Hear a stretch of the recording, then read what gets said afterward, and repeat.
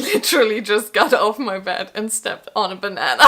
Yeah, hi YouTube, it's me Tabea, and this is Not Quite a Degree, where I talk about things that I don't have an opinion on, but do have a degree in. No, wait, that was wrong. Hi YouTube, it's me Tabea. This is Not Quite a Degree, where we talk about things that I don't have a degree in. In this case, I actually kind of do, but I do have opinions on, and today we're talking about studying communication and media science.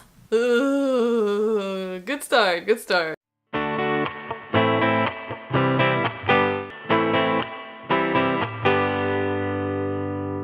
It is almost the start of a new semester.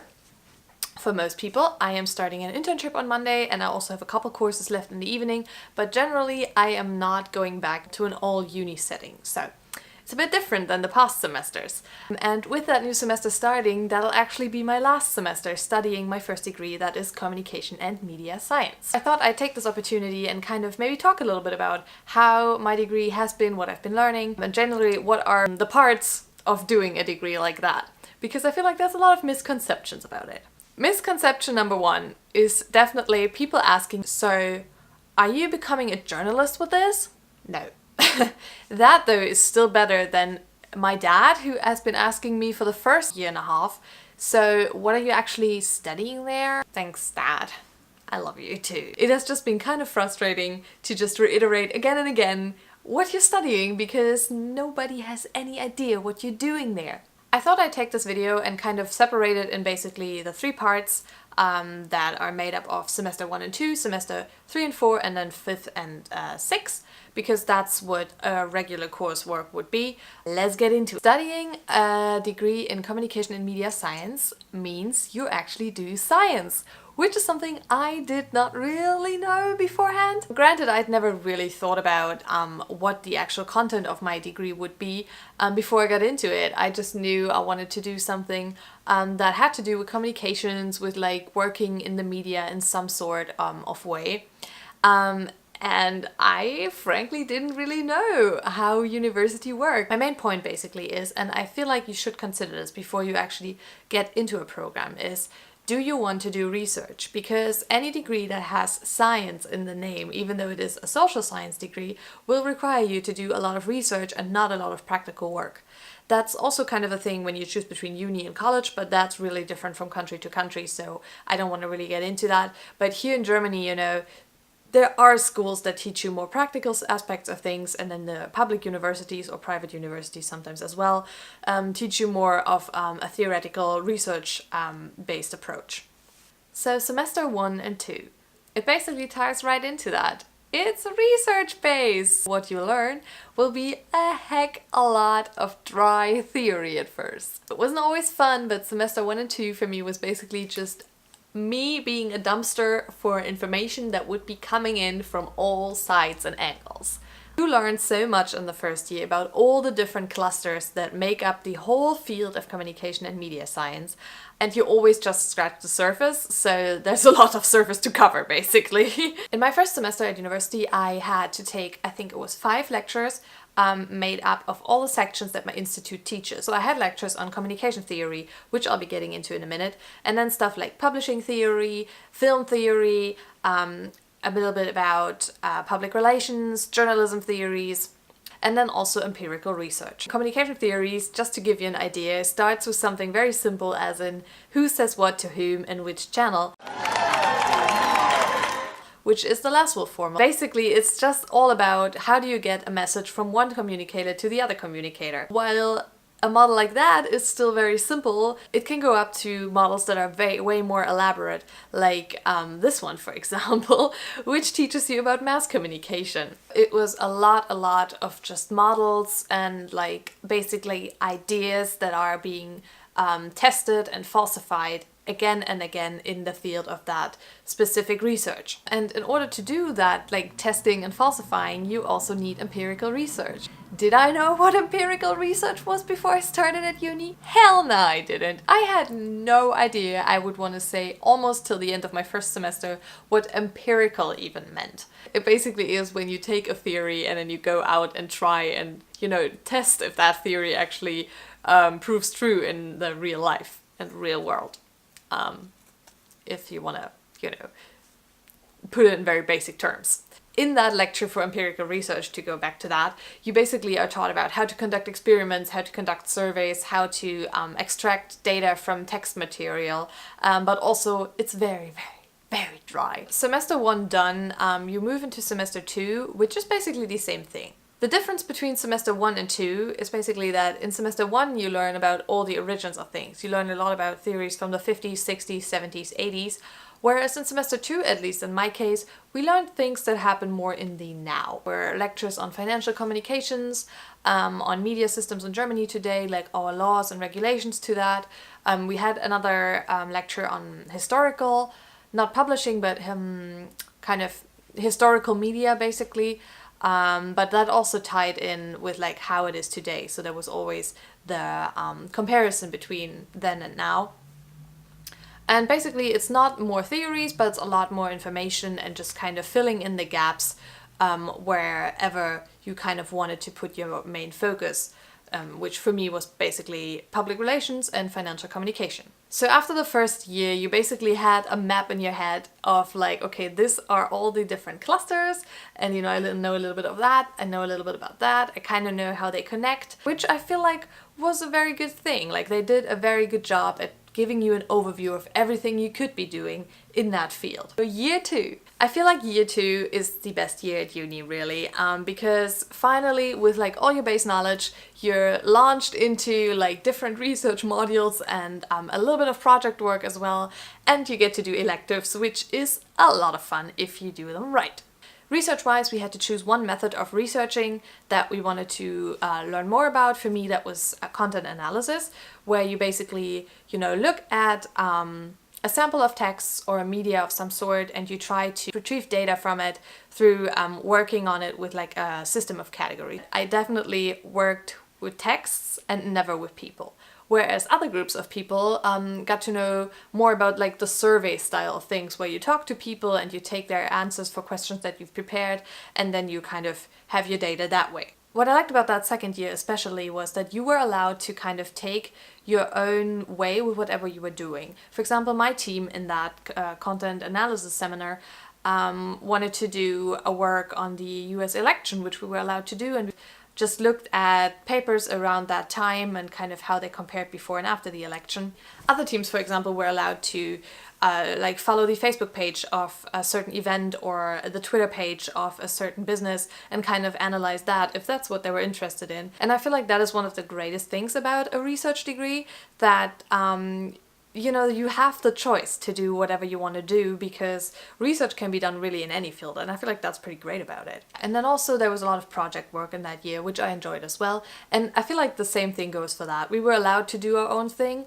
To be honest though, sometimes we were also kind of forced to do our own thing, where you're kind of being left alone.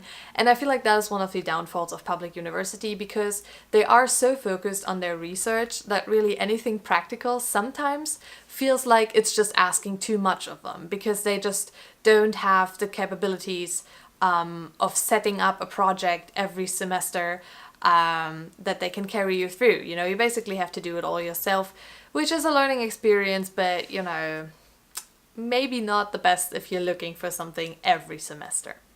Electives. Electives is something that is very, very crucial to any social science degree, because they make up sometimes up to a third of what you're studying. I've heard of degrees where it's half of what you're studying. For me, it wasn't that much really, but anyway. If you do your electives, you have the choice oftentimes to either do them in a different discipline, for example, sociology or cultural science, politics, really anything.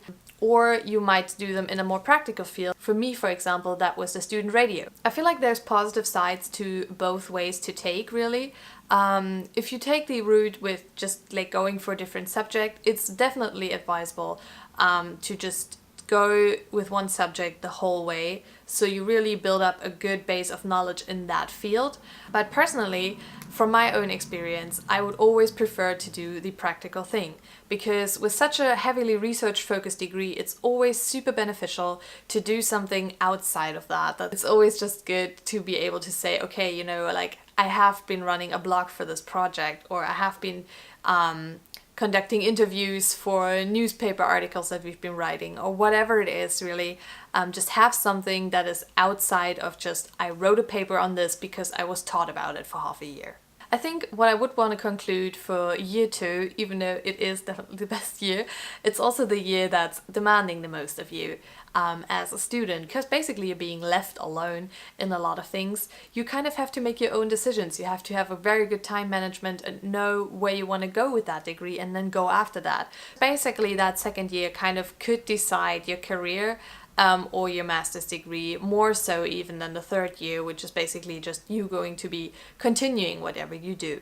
Make sure you take part in extracurricular activities, make sure you're kind of having a job outside that might even relate to the field. Year 3, the final stretch. Year 3 for me was, it just rushed me by so fast, to be honest. I feel like year 3 didn't even really happen.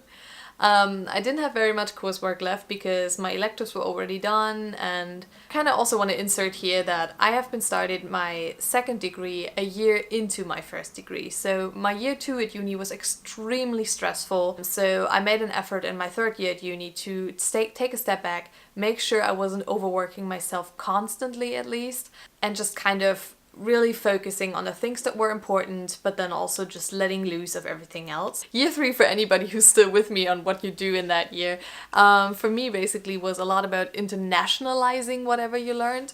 I feel like in that year, me and also what I heard from other friends who took different courses, we were all taught about things that happened outside of Germany, be it media systems, be it developmental communications, be it influencer communication on like international social media platforms. Like, it was things that happened globally more so than things that happened locally in Germany. For example, my last course that I took was examining the media system in Bulgaria, and then other groups in that same course were looking at systems in, say, Australia or the Philippines, or I think what else did we have? Canada, for example. Mainly year 3 though is gonna be you stressing about your thesis, aka me. The thesis will be a huge part of that year. It's like handing in several papers leading up to you actually getting approved to write your thesis. There will be courses that teach you about how to do your research on all the things that you either haven't been taught yet, or that, you know, kind of need to be a bit more refined before you can actually get into it. And yeah, just kind of basically half a year of prep work, and then half a year of work, and then you're done.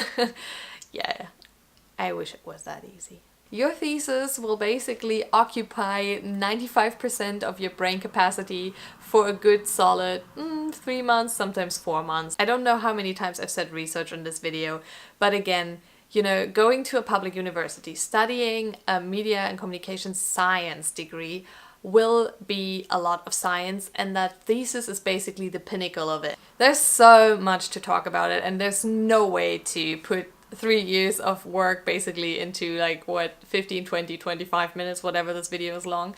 But I hope I could kind of give you a bit of an overview of what a social science degree basically is made up of. And I felt like concluding this video with a couple of things that I feel like I learned besides just the theory and the research stuff, and also why I love that degree so much. I definitely learned that I don't want to be a journalist, and then studying for a year I thought I was for sure going to go into public relations or advertising. Now that I study business, I don't want to do that either, but it kind of showed me that there is a lot of possibilities and that I don't have to limit myself. Not everybody becomes that or that thing when you study social science, because it's a very open field. I definitely learned to love research, and you know, yeah, research again, sorry. I just really enjoy the process of conducting whatever survey or analysis you're doing, and learning new things, and just generally getting to know and getting into a new field. It really excites me, and I could totally see myself staying at uni for a little bit longer. Maybe not in this particular field of research, but generally. There's also one last thing where I'm never quite sure if it's my personality or if it's possibly actually related to that degree, and that is the news right now. We all know there's a lot of panic on the news on the daily. Having studied communication and media, I feel like I can sometimes reflect more on what the current situation is like and how deep in the shit we really are, basically. Sometimes I'm like, wow, people are really panicking about this, and I'm thinking to myself like, oh, you know, it's because of this, or it relates to this, or we've seen this at this point in time before.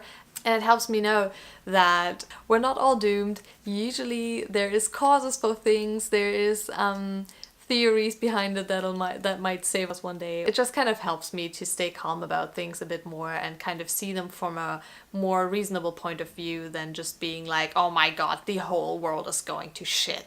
So if you are considering studying something like I did, or if you're starting university just now and you're like, oh my god, I don't know what I'm doing, I would love to know what your situation is. I would love to know if I can possibly help you in any way to kind of get an idea of what's awaiting you in the next couple of years. Or maybe if you're done studying, how was your experience? You know, is there anything where you're like, oh my god, yeah, all the theories, all that research stuff, then I would love to know.